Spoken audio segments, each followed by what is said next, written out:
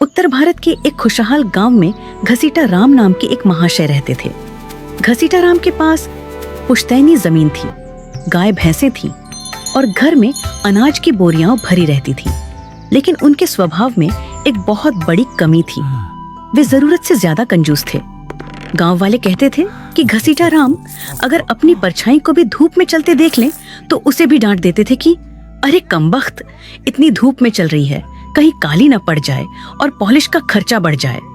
उनकी इस कंजूसी के किस्से दूर दूर तक मशहूर थे। एक दिन की बात है, दोपहर का समय था और घसीटा राम आराम से कुर्सी पर लेटे हुए थे। अचानक उनके मन में नारियल की ताजी बर्फी खाने की तीव्र इच्छा जागी। अब इच्छा तो जाग गई, पर जेब से पैसे निकालने की बात सोचकर उनके पसीने छूटने लगे। फिर भी स्वाद के आगे वे मजबूर थे।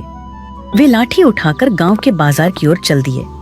सबसे पहली दुकान पर पहुंचकर उन्होंने बड़े रौब से पूछा, क्यों भाई, नारियल क्या भाव दिया? सेठ जी, एक ताजा नारियल मात्र 20 रुपए का है। घसीटा राम ने ऐसा मुंह बनाया जैसे उन्हें बिजली का झटका लगा हो। वे बोले, 20 रुपए?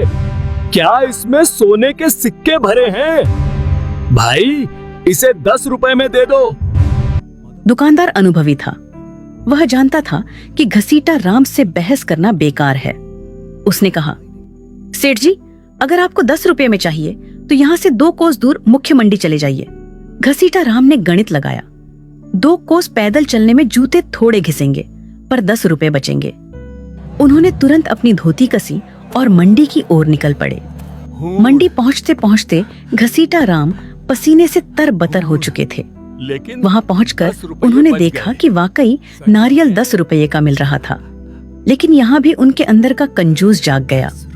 उन्होंने दुकानदार से कहा, देखो भाई, मैं इतनी दूर पैदल चलकर आया हूँ, इस खुशी में क्या तुम मुझे यह नारियल 5 रुपए में नहीं दे सकते?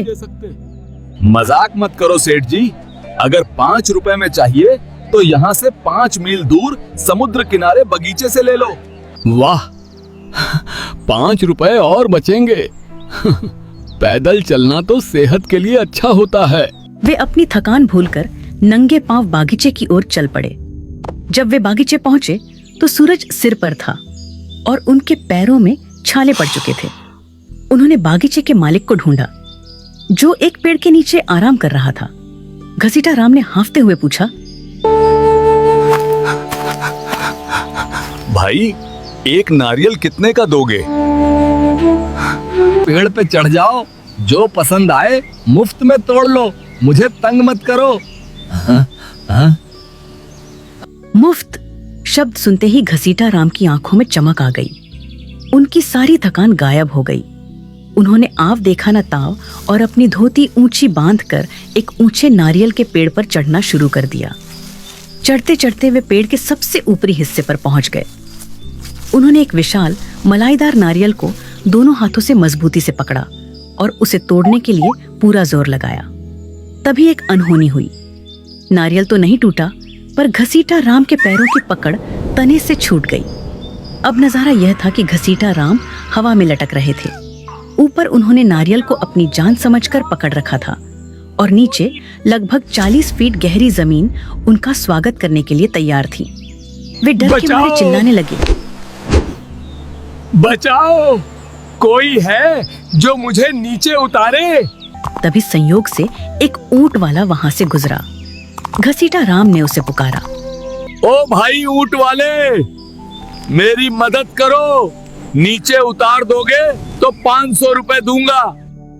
ऊंट वाले ने सोचा कि बिना ज्यादा मेहनत के 500 रुपये कमाना बुरा सौदा नहीं है।